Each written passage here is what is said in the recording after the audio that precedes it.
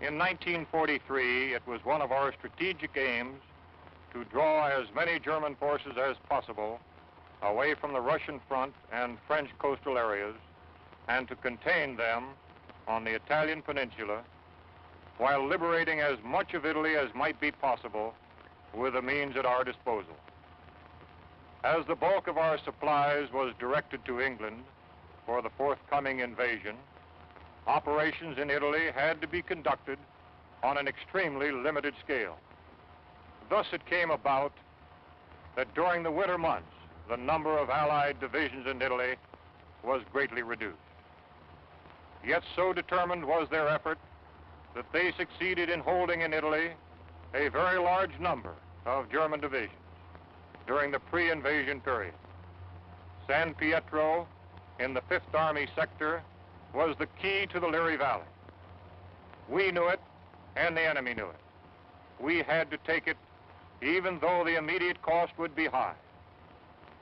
We took it, and the cost in relation to the later advance was not excessive. By its very nature, this success worked bitter hardships upon each individual soldier, calling for the full measure of his courage and devotion. The response of our 5th Army troops provides an inspiring page in our military history. To these individuals, living and dead, and to those who now continue in their tradition, this picture is dedicated.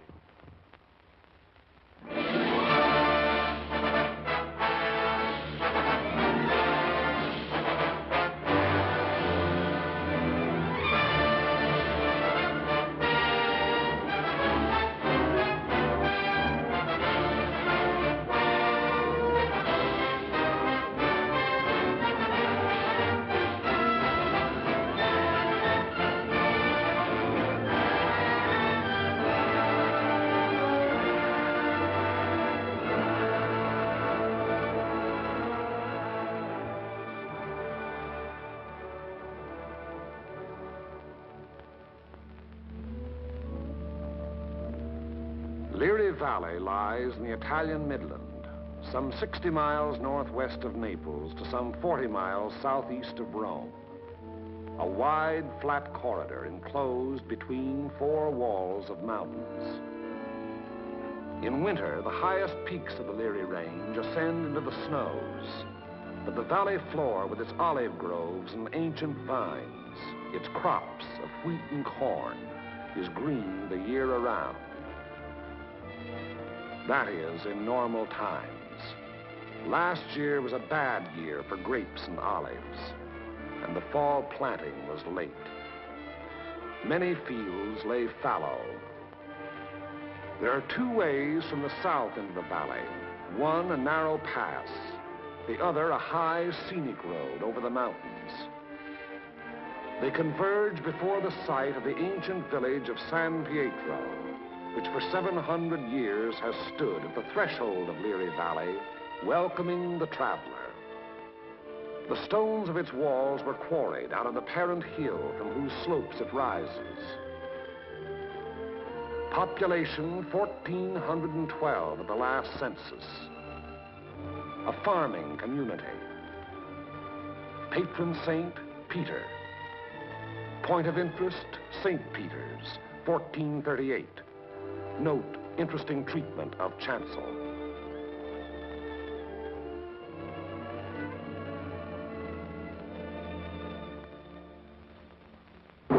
From the end of October 1943 until the middle of December, San Pietro and the surrounding ground was the scene of some of the bitterest fighting on our 5th Army front. The Italian campaign had entered its second phase, the push forward again, after a static period brought on by heavy seasonal rains.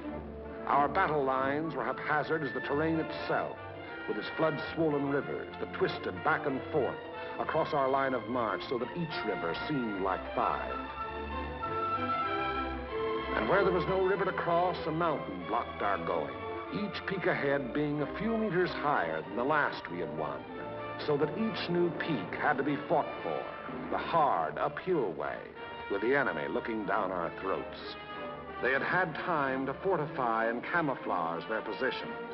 No amount of artillery fire or aerial bombardment could force them to withdraw.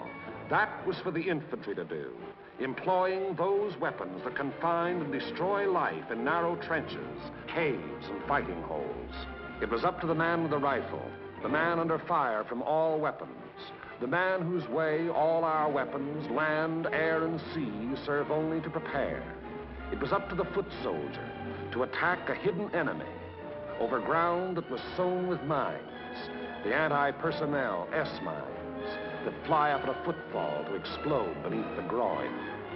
Nowhere along the entire front were enemy preparations more elaborate than the San Pietro area.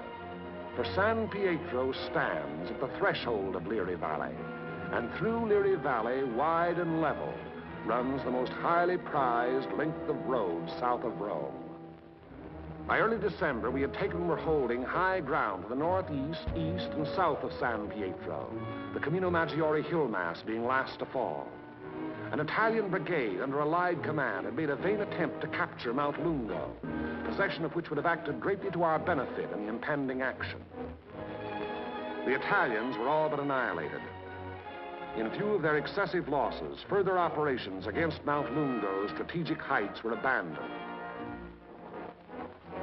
And it was decided to make a direct frontal assault on enemy positions in and around San Pietro. Elements of the 36th Texas Infantry Division were rotated from position to position, overlooking the valley, so the troops might study the terrain ahead from various viewpoints.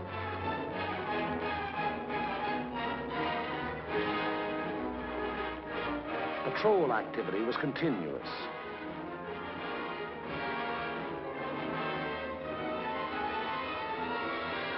Day and night, units went out to reconnoiter the ground, draw fire, take prisoners, thus adding to the sum of our information about the enemy.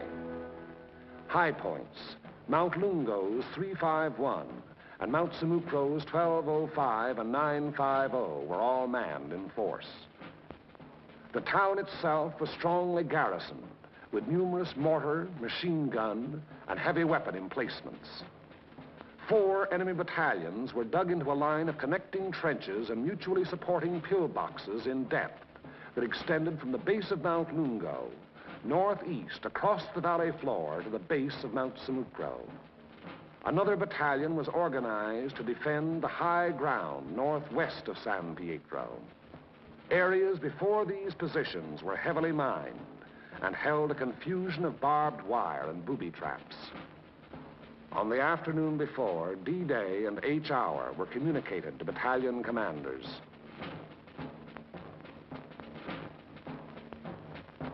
December 8th, at 0620 hours, the 1st Battalion of the 143rd Infantry Regiment to attack the summit of 1205, having moved up the mountain under cover of darkness, and upon achieving its objective to attack along the ridge to a point northwest of San Pietro. The 3rd Ranger Battalion likewise to attack 950, another feature of the Mount Simucro hill mass. The 2nd Battalion of the 143rd to attack over the terraced olive orchards northeast of San Pietro. The 3rd Battalion acting in support to follow the 2nd at 400 yards. Of the original force to establish the beachhead at Salerno, the 143rd had since spent all but a fortnight in action under extremely bitter weather conditions. At Salerno, at the Volturno crossing, it had taken mortal punishment. The task ahead promised no less bloodshed, yet it was undertaken in good spirits and high confidence. The 1st Battalion began the long, rugged climb up Mount Simucro.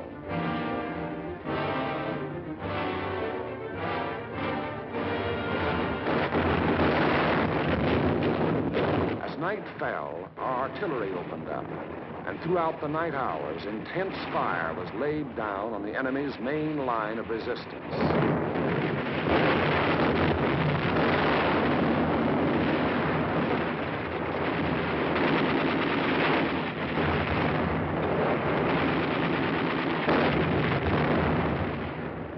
It had rained most of the night, and it was raining at each hour when the 2nd and 3rd Battalions crossed the line of departure.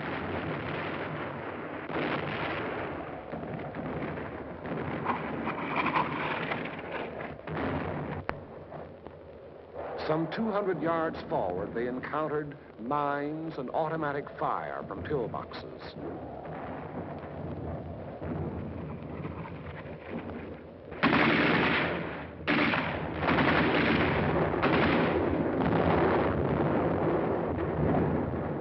Artillery were deadly accurate by reason of excellent enemy observation from Mount Lungo, overlooking our advance, which continued another 200 to 400 yards.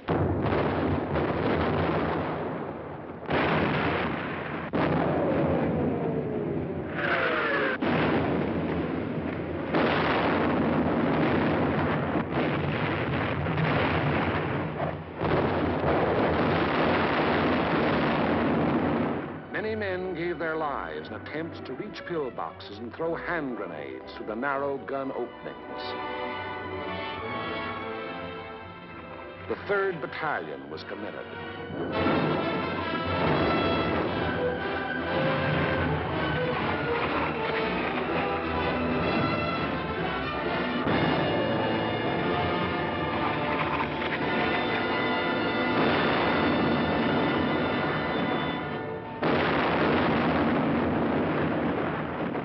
But the advance never got more than 600 yards past the line of departure.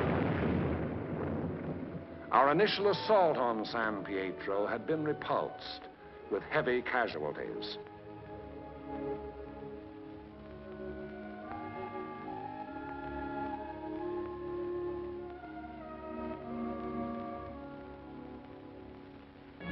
The attack on Hill 1205, however, was a brilliant success.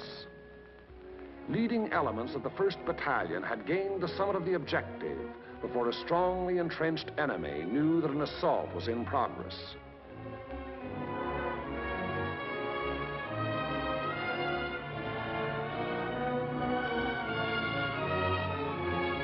To the right of 1205, the 3rd Ranger Battalion had also captured its objective, but only after successive attacks and costly casualties. For on 950, the enemy was not taken unaware. Counterattacks were to be expected on both 1205 and 950. They were not long developing.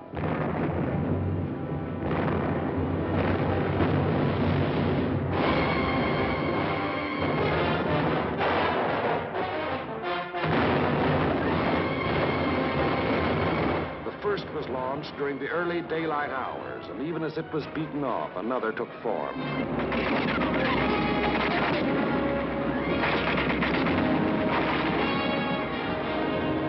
Day and night they followed in unremitting violence.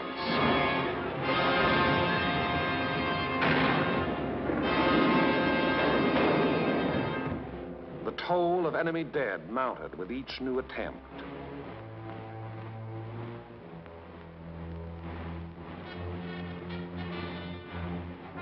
But German prisoners captured on 1205 and 950 said they had been ordered to retake those positions at all cost. In addition to defending Hill 1205, the 1st Battalion, obedient to the field order, undertook the reduction of enemy defenses which were organized along the ridge running west.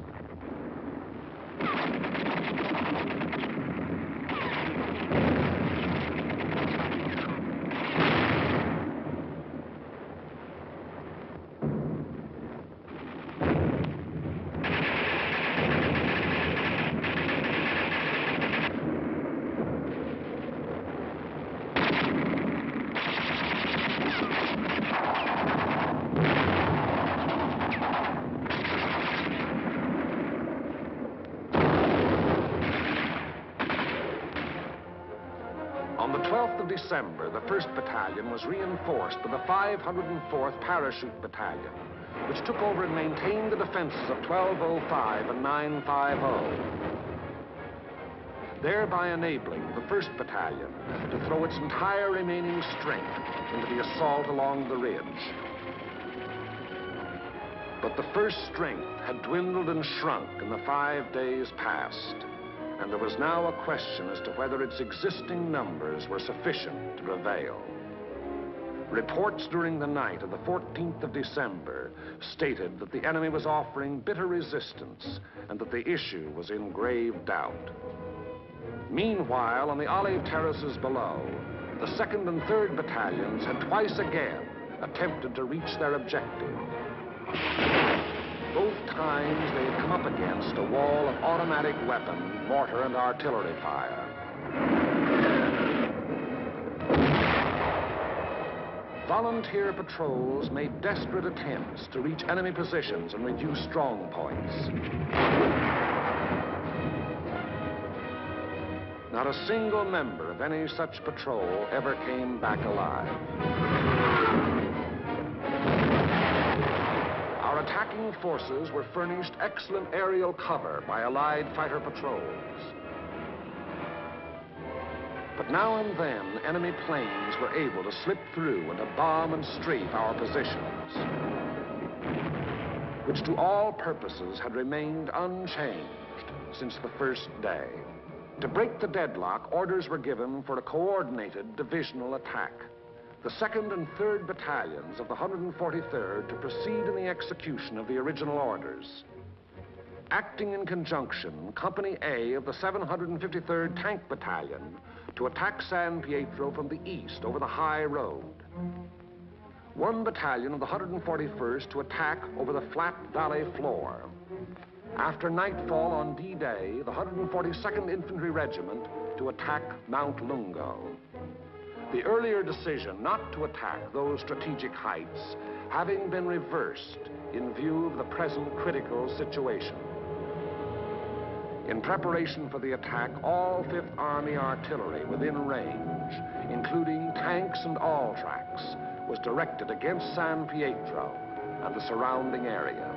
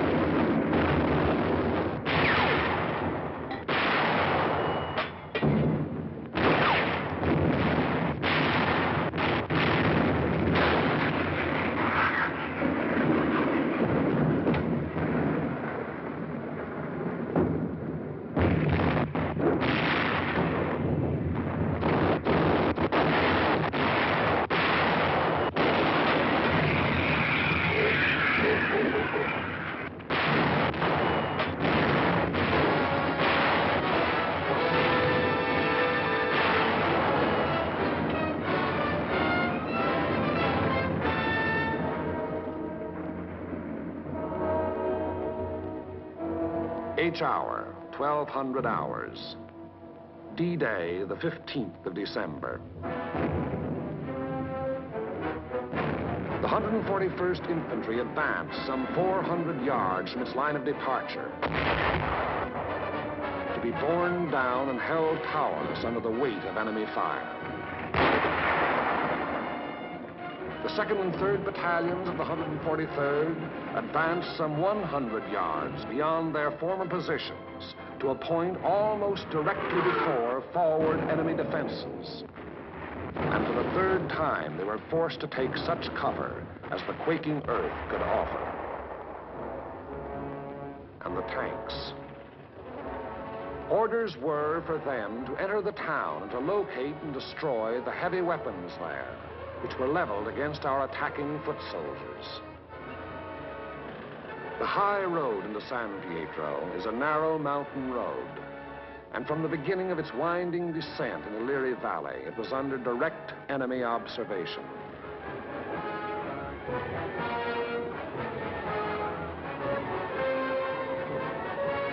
"16 tanks started down that road. 3 reached the outskirts of the town.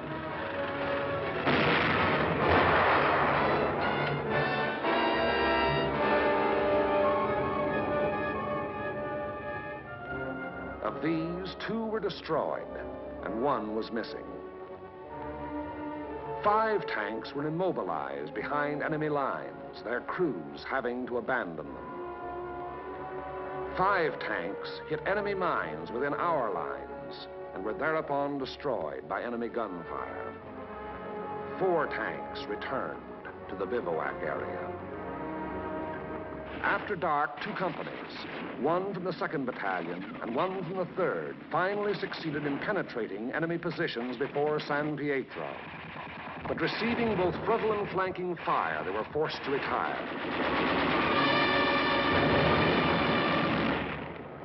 Company E having been reduced in strength to a handful of riflemen, and Company L faring little better.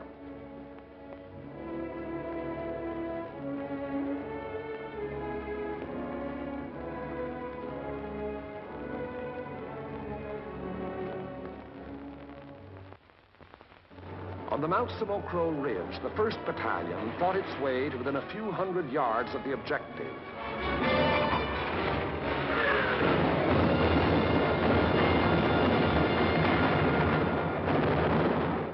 But it had paid for ground gained at the rate of a man a yard, and it did not have strength to carry the fight any further forward. On Mount Lungo, however, despite bitter resistance, battalions of the 142nd, in successive waves, kept pushing upwards, until, in the early daylight hours of the 16th of December, its foot soldiers had gained the summit and were wiping up what remained of a stubborn enemy. And that height proved to be a key position in the enemy plan of defense, for even as Mount Lungo fell, the enemy throughout the San Pietro area made preparations to withdraw. Almost invariably, the enemy will counterattack to cover a withdrawal. The first violent thrust was delivered within a few hours.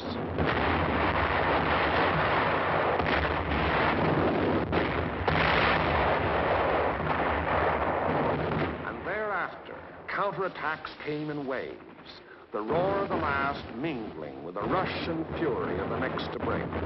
Many companies lost all their officers. Enlisted men came forward as inspirational leaders to rally their battered companies into resisting yet one more onslaught. Our own artillery was brought to fall within 100 yards of our front-line elements. After 5 hours, during which the earth never ceased to tremble, counterattacks ended, indicating that the withdrawal of the enemy's main body had commenced.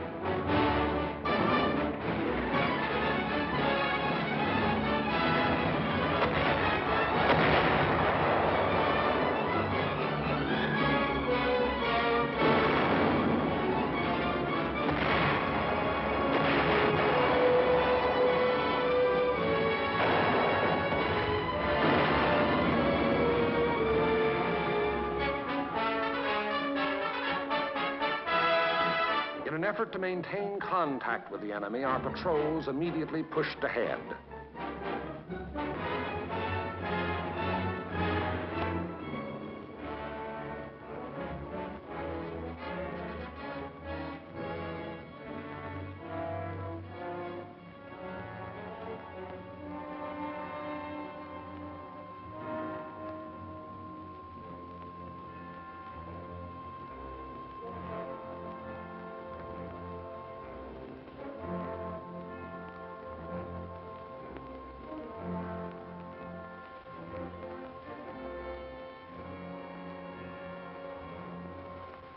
Entering the town, they discovered that San Pietro was ours for the taking.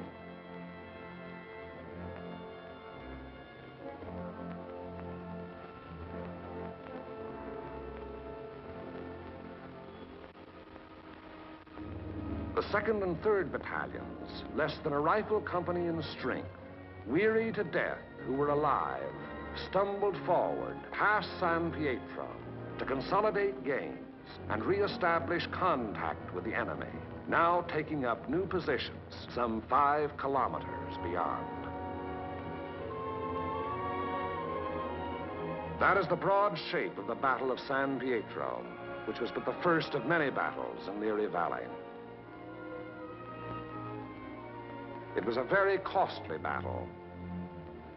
After the battle, the 143rd Infantry Regiment alone required 1,100 replacements.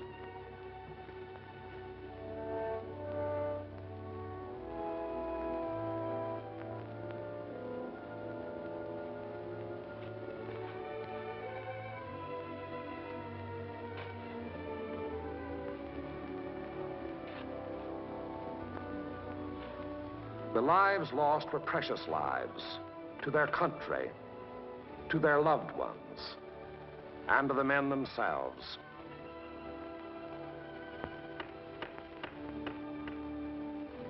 For the living of the 143rd Infantry Regiment, more than 100 decorations for acts of valor above and beyond the call of duty. Many among these you see alive here have since joined the ranks of their brothers in arms who fell at San Pietro. For ahead lay San Vittore and the Rapido River and Cassino, and beyond Cassino more rivers and more mountains and more towns, more San Pietros, greater or lesser, 1,000 more.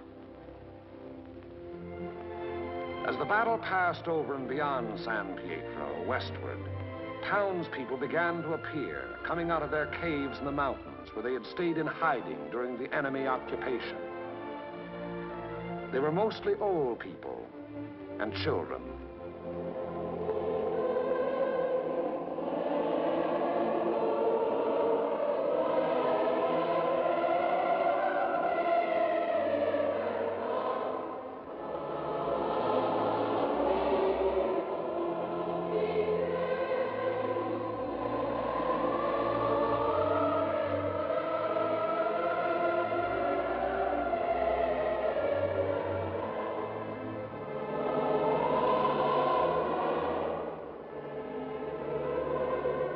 Townspeople were warned against enemy mines and booby traps, which were in the process of being cleared.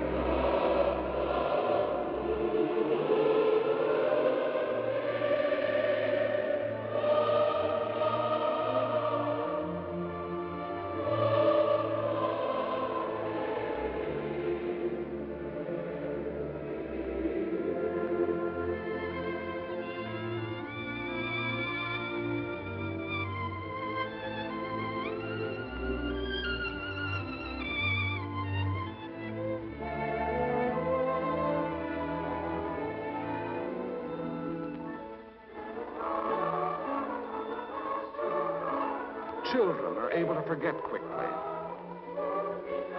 Yesterday they wept. Today there are smiles and even laughter.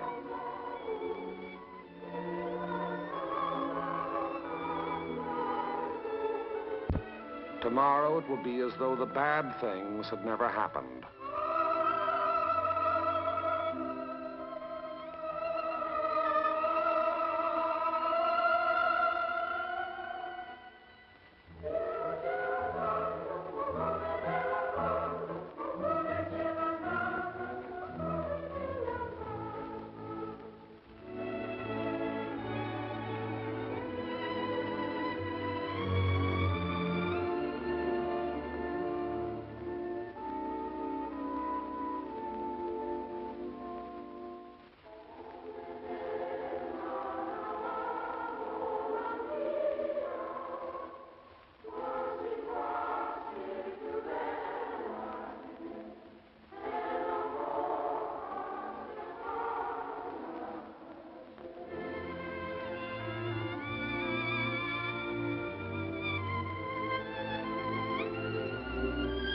Living was resumed in San Pietro.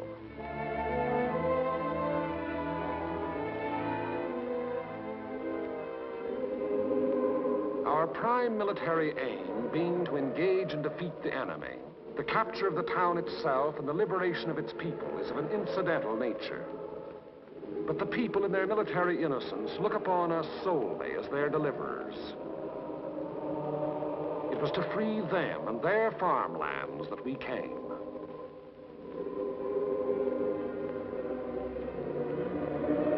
Behind our lines, southwest to the sea, the fields are green with growing crops planted after our coming by other people of other towns who believed likewise.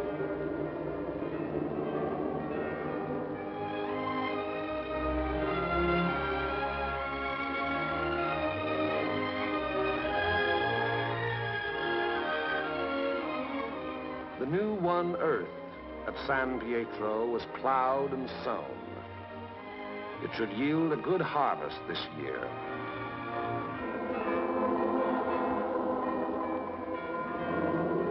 And the people prayed to their patron saint to intercede with God in behalf of those who came, delivered them, and passed on to the north with the passing battle.